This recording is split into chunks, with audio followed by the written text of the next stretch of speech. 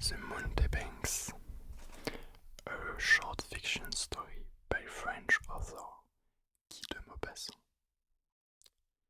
Compardin, the clever manager of the Eden Réunis theatre, as the theatre critics invariably called him, was reckoning on a great success and had invested his last franc in the affair, whether thinking of the more or of the bad luck which had been pursuing him so inexorably for months past. For a whole week, the walls, the kiosks, shop fronts, and even the trees had been placarded with flaming posters, and from one end of Paris to the other, carriages were to be seen which were covered with fancy sketches by Chéret, representing two strong, well-built men who looked like ancient athletes. The younger of them, who was standing with his arms folded, had the vacant smile of an itinerant mountebank, and the other, who was dressed in what was supposed to be the costume of a Mexican trapper, held a revolver in his hand. There were large type advertisements in all the papers that the Montefiore's would appear without fail at the Eden Réunis the next Monday. Nothing else was talked about, for the buff and humbug attracted people. The Montefiore, like fashionable knickknacks, succeeded that whimsical jade Rose Péché, who had come off the preceding autumn between the third and fourth acts of the burlesque Uska Iskar, in order to make a study of love in company of a young fellow of 17 who had just entered the university. The novelty and difficulty of their performance revived and agitated the curiosity of the public, for there seemed to be an implied threat of death, or, at any rate, of wounds and of blood in it. And it seemed as if they defied danger with absolute indifference, and that always pleases women. It holds them and masters them, and they grow pale with emotion and cruel enjoyment.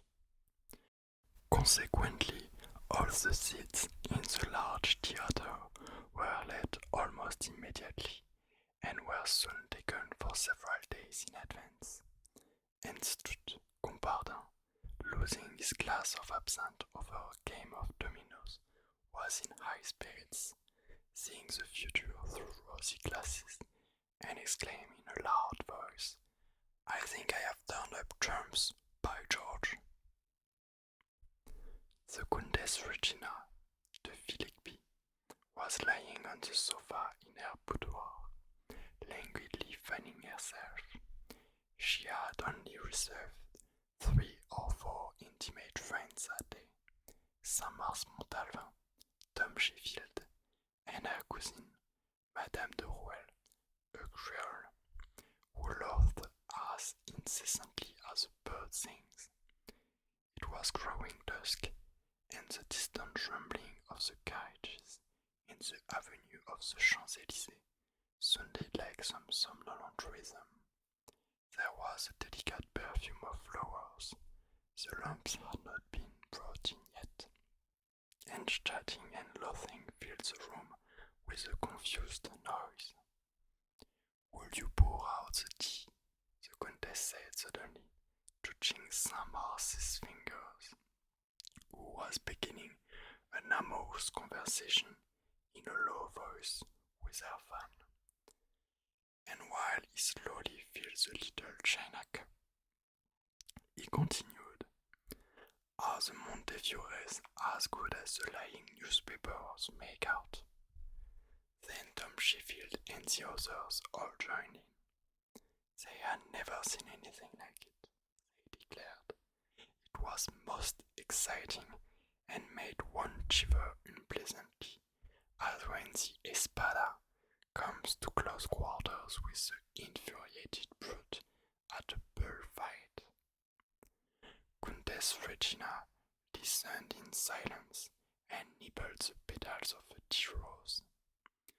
"Oh, I should like to see them," Kitty Madame de Rouel exclaimed. "Unfortunately, cousin," the Countess said, in the solemn tones of a preacher, "a respectable woman dare not let herself be seen in improper places." They all agreed with her. Nevertheless, Madame de Villepin was present at the Montefiore's performance 2 days later, dressed all in black and wearing a thick veil at the back of a stage box. Madame de Villepin was as cold as a steel buckler. She had married as soon as she left the convent in which she had been educated, without any affection or even liking for her husband. The most skeptical respected her as a saint, and she had a look of virgin purity on her calm face as she went down the steps of the Madeleine on Sundays after High Mass. Countess Regina stretched herself nervously, grew pale, and drummed like strings of a violin on which an artist had been playing some wild symphony. She inhaled the nasty smell of the sawdust as if it had been the perfume of a bouquet of unknown flowers. She clenched her hands and gazed eagerly at the two Mountebanks, whom the public applauded rapturously at every feat, and contemptuously and haughtily she compared those two men, who were as vigorous as wild animals that have grown up in the open air, with the rickety limbs that look so awkward in the dress of an English groom. Count de Villepin had come back to the country to prepare for his election as Councillor General, and the very evening that he started, Regina again took the stage box at the Eden Réunie, consumed by sensual ardor, as if by some love philtre. She scribbled a few words on a piece of paper, the eternal formulas that women write on such occasion. "A carriage will be waiting for you at the stage door after the performance. Sign, an unknown woman who adores you." And then she gave it to the box opener, who handed it to the Montefiore, who was the champion pistol shoot. Oh, that interminable waiting in a malodorous cab, the overwhelming emotion, and the nausea of disgust, the fear, the desire of waking the coachman, who was nodding on the box, of giving him her address and telling him to drive her home. But she remained, with her face against the window, mechanically watching the dark passage illuminated by a gas lamp, as the actor's entrance, through which men were continually hurrying, who talked in a loud voice and chewed the end of cigars which had gone out. She sat as if she were glued to the cushions, and tapped impatiently on the bottom of the cab with her heels. When the actor, who thought it was a joke, made his appearance, she could hardly utter a word, for evil pleasure is as intoxicating as adulterated liquor. So, face to face with this immediate surrender and this unconstrained immodesty, he, at first, thought that he had to do with a streetwalker. Regina felt various sensations and a morbid pleasure through her whole person. She pressed close to him and raised her veil to show how young, beautiful, and desirable she was. They did not speak a word, like wrestlers before combat. She was eager to be locked up with him, to give herself to him, and, at last, to know that moral uncleanness of which she was, of course, ignorant when they left the room in the hotel together, where they had spent hours like amours dear, the man dragged himself along and almost groped his way like a blind man, while Regina was smiling, though she exhibited the serene candor of an unsullied virgin like she did on Sundays after her mass. Then she took the second. He was very sentimental, and his head was full of romance. He thought the unknown woman, who merely used him as a plaything, really loved him, and he was not satisfied with furtive meetings. He questioned her, bethought her, and the Countess made fun of him. Then she chose the two Mountebanks in turn. They did not know it, for she had forbidden them to ever talk about her to each other, under the penalty of never seeing her again. And one night the younger of them said with humble tenderness, as he knelt at her feet, "How kind you are to love me and to want me. I thought that such happiness only existed in novels, and that ladies of rank only made fun of poor strolling Mountebanks like us." Regina knitted her golden brows.